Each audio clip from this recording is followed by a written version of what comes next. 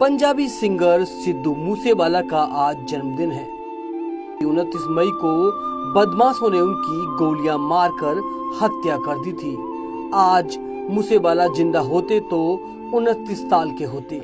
देश विदेश में सिद्धू मूसेवाला को उनके फैन उनके जन्मदिन के मौके पर याद कर रहे हैं, लेकिन सिद्धू के माता पिता के लिए उनका यह जन्मदिन खुशी लेकर नहीं आया। अब पहले की तरह सिद्धू के जन्मदिन पर मूसा गांव में जश्न नहीं होगा, केक नहीं कटेगा, क्योंकि जब सिद्धू इस दुनिया में नहीं है तो केक कौन काटेगा। पहले सिद्धू के जन्मदिन पर पहले से ही तैयारियों का दौर शुरू हो जाता था, लेकिन शायद अब ऐसा ना हो। लॉरेंस बिश्नोई गैंग के सन की पन ने माँ बाप से उनके जीवन का एकमात्र सहारा छीन लिया। बेटा दुनिया को छोड़ चुका है, लेकिन पिता का बड़ा दिल देखिए। वो सिद्धू को अंतिम विदाई देने आई लाखों की भीड़ के सम्मान में उनके सिग्नेचर स्टाइल को कॉपी करते हैं। बेटे को अंतिम विदाई देने वाला वो अभागा पिता भीड़ को देखकर अपनी पगड़ी तक उतार देता है। सिद्धू मूसेवाला की अंतिम अरदास में पिता बलकौर सिंह ने कहा कि मैं कहता हूं कि मैं अपनी अंतिम सांस तक सिद्धू को आपसे जोड़ कर रखूंगा। कभी मेरे बेटे या मुझसे गलती हुई हो तो हमें माफ कर देना। मैं हाथ जोड़कर माफी मांगता हूं। पंजाबी सिंगर सिद्धू मूसेवाला के अंतिम अरदास में बुधवार को भारी भीड़ जुटी थी। पंजाब के मानसा जिले के मूसा गांव में पंजाब के कोने कोने से लोग पहुंचे थे। दावा किया जा रहा है कि तकरीबन 1 लाख लोगों की भीड़ वहां पहुंची। अंतिम अरदास के दौरान सिद्धू मूसेवाला के पिता और मां भावुक हो गए। उन्होंने कहा कि उनका बेटा आसपास ही है, वो कहीं नहीं गया है।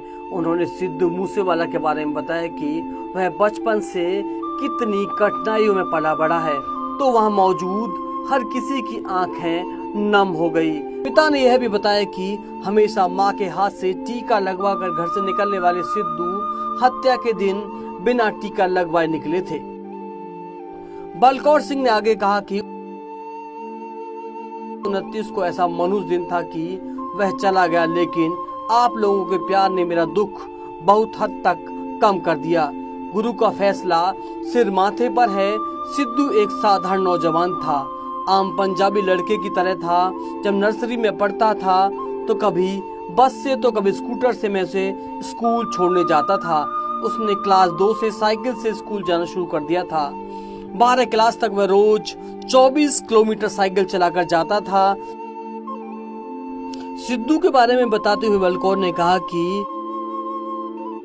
कभी बच्चे को जेब खर्च तक नहीं दे पाया। उसने बहुत मेहनत की थी इस मुकाम तक पहुंचने के लिए। हम बहुत साधारण परिवार के थे।